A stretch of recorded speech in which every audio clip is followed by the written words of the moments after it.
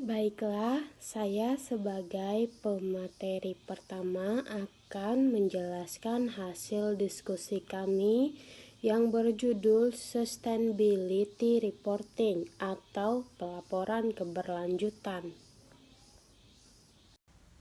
Baiklah, presentasi kali ini akan kami tampilkan yang pertama dengan saya sendiri, Anisya Putri dengan BP 17110038 dan rekan saya Willy Dwi Putra dengan BP 17110006 dan rekan saya Iftita Niti Cahyani dengan BP 17110014. Di dalam sustainability reporting atau pelaporan keberlanjutan ada 4 poin. Yang pertama yaitu definisi pelaporan keberlanjutan. Yang kedua, prinsip-prinsip untuk menentukan konten laporan. Yang ketiga, prinsip-prinsip untuk menentukan kualitas laporan. Yang keempat yaitu kasus-kasus yang terkait dengan sustainability reporting atau laporan keberlanjutan. Baiklah, saya akan membahas tentang definisi pelaporan keberlanjutan.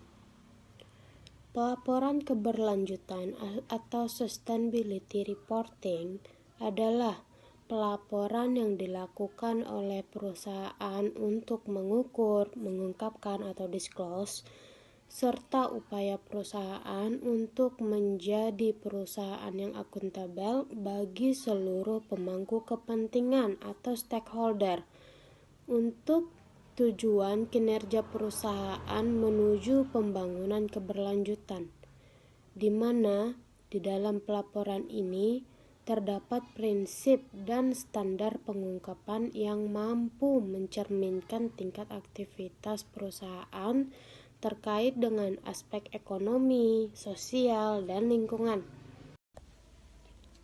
Pelaporan keberlanjutan membantu organisasi untuk menetapkan tujuan, mengukur kinerja, dan mengelola perubahan dalam rangka membuat operasi mereka lebih keberlanjutan.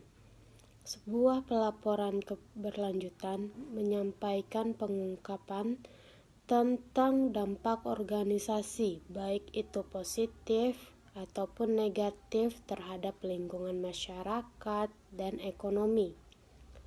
Dalam upaya mewujudkannya, pelaporan keberlanjutan membuat yang abstrak menjadi yang nyata dan konkret, sehingga membantu dalam pemahaman dan pengelolaan dampak dari pengembangan keberlanjutan terhadap kegiatan dan strategi organisasi. Baiklah, sekian dari penjelasan saya. Selanjutnya akan dilanjutkan oleh pemateri kedua. Pembahasan kedua, prinsip-prinsip untuk menentukan konten laporan.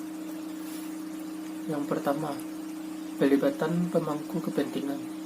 Dalam prinsip ini, organisasi harus mengidentifikasi para pemangku kepentingannya dan menjelaskan bagaimana organisasi telah menggapai harapan dan kepentingan wajar dari mereka.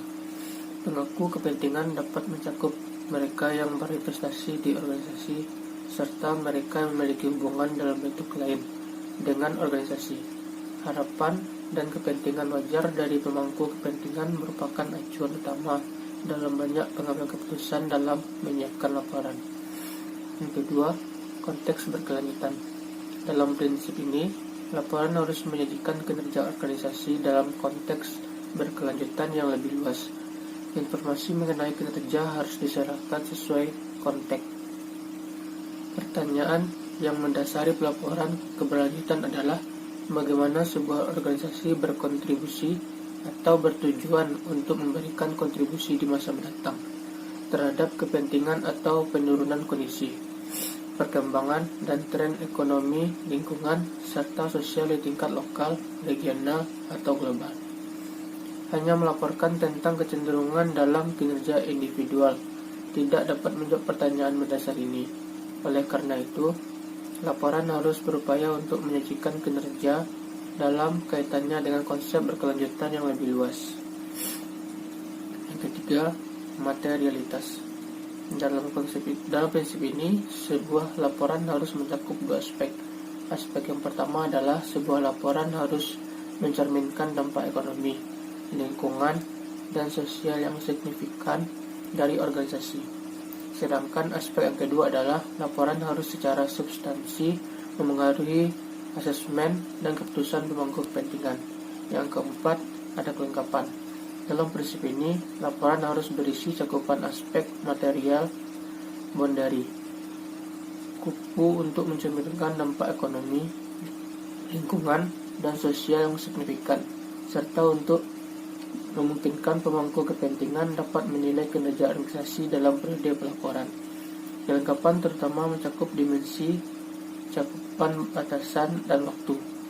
Konsep kelengkapan juga dapat digunakan untuk merujuk pada praktik pengumpulan informasi dan apakah penyajian informasi tersebut wajar dan sesuai.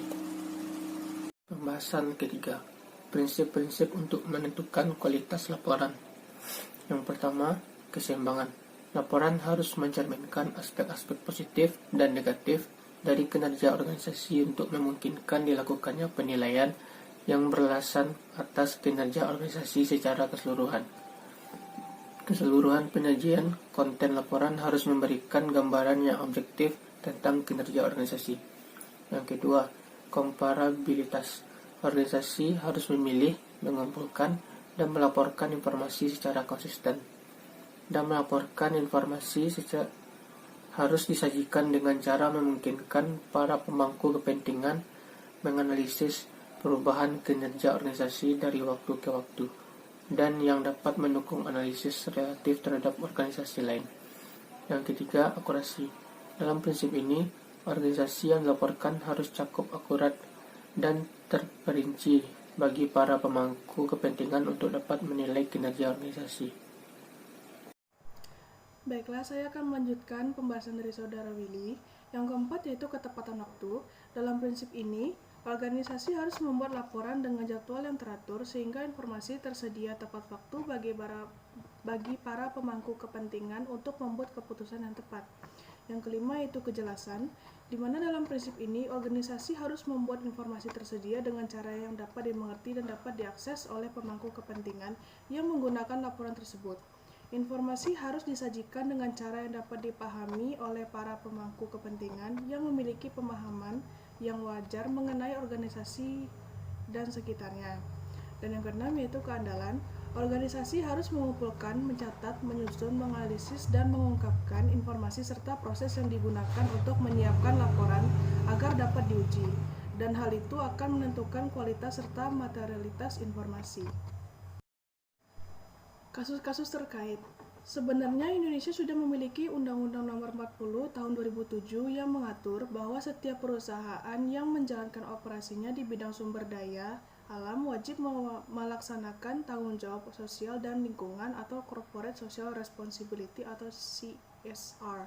Sayangnya, saat ini kegiatan CSR tidak sepenuhnya memberikan kontribusi terhadap pembangunan berkelanjutan dan banyak yang lebih mengarah kepada greenwashing atau sarana pemasaran bagi perusahaan.